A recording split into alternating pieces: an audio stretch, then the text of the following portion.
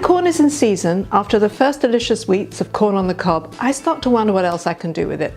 This easy little recipe is the perfect solution. It uses fresh corn kernels, almond flour, a little sugar because the corn is really sweet enough, and eggs to make mini blueberry buckle cakes. They're gluten-free, dairy-free, and a great example of the basics of what I call natural gluten-free baking. I'll go through that as we cook, so let's get going, look and learn. This is a regular muffin tin. I've lined it with cups for easy cleaning. You can do this in an 8-inch baking tin if you want a more traditional buckle cake, but I love these mini versions. Now, I just want to show you how to strip the corn off, which is kind of easy. You know, and if you don't want to bother with this, and especially in the winter time, you can use frozen corn as well. And so you want to count about 3/4 of a cup of corn for of frozen corn for each corn cob. We're going to use just 2 of these.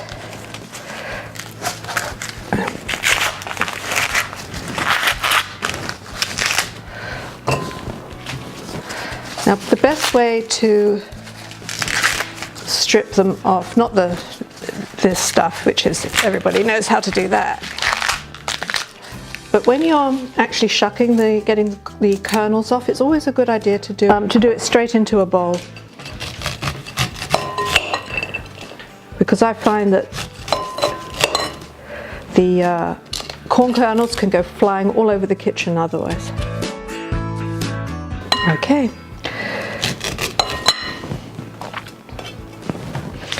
Now these you can use actually for stock to make like a corn chowder. They really still have a lot of flavor in them.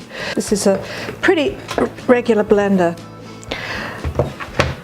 If you have a high-speed blender like a Vitamix, the recipe calls for, yeah, it's going to be right, yeah, calls for 2 tablespoons of water, but I found that with a regular, more slow-speed blender like this, you may need to add a little bit more, but we'll see how it looks.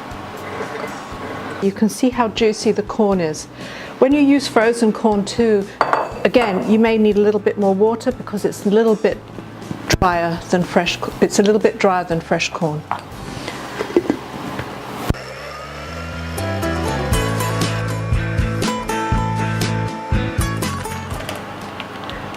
So I'm just going to put in, this is about 1/4 cup, so I'm just going to put in about half that. We'll see how this comes.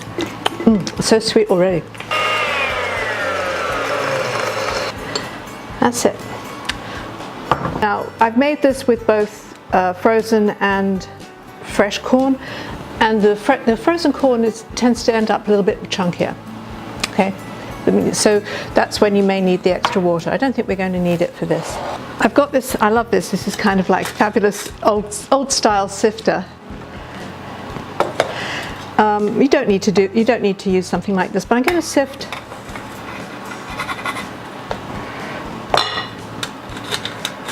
the flour, and this is almond flour. Whoops. And when sifting it like this, again with baking, you always want to be adding air into things, and this is really basically what we're doing here. Okay. I'm also going to put in a little bit of sugar.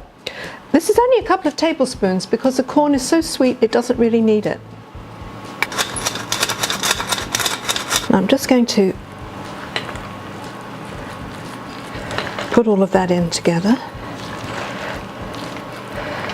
You can see now we've got something that's much more resembling a cake dough.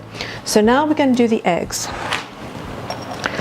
Now I'm going to separate the eggs.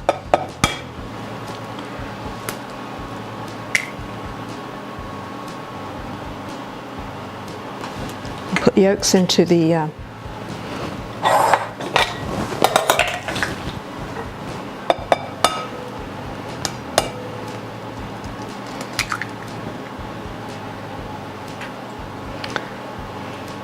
okay, I'm going to add a little bit of cream of tartar. Now this is a stage which is called soft peak. You can see because it's kind of, I'm just going to bring it up a little bit more. Okay. Right, so this is now, you can see how there's a couple of little egg whites have just become something else completely, and all this is air. All right, so I'm going to beat this up now.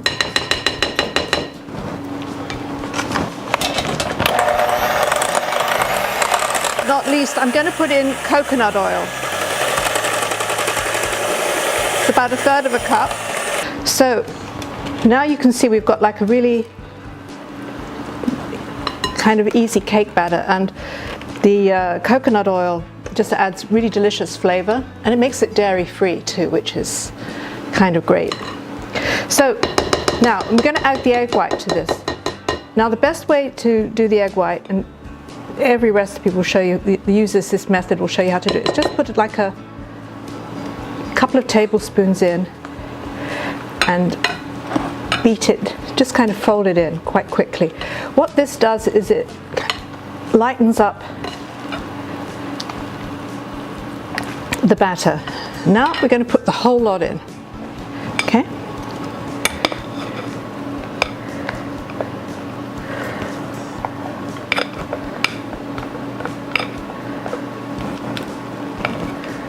I want all of it. Oh, I've got some on my hands there.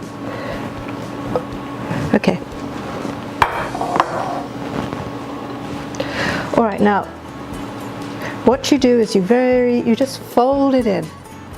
Batter will end up being a little bit streaky, but that's fine, because what you don't want to do is knock all the air. The muffin tins.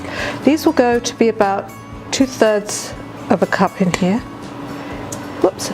Well, if I don't get it everywhere, of course. Now for the fun bit, blueberries. Now these have been washed and dried, and you just literally just poke them into the top.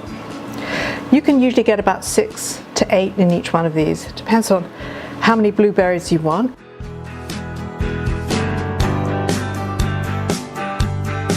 Right, there's a couple more.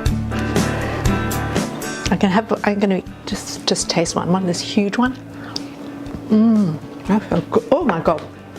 Right, so now we're going to put these into the oven, which is at 375. Middle shelf, and those will take about 20 to 25 minutes.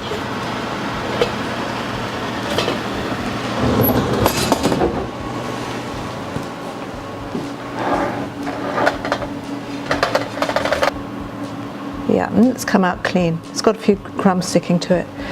Now we're going to leave them to cool in the tin for about 10 minutes, and the heat from the tin will keep them cooking. And now the proof of the cake is in the eating, so they say.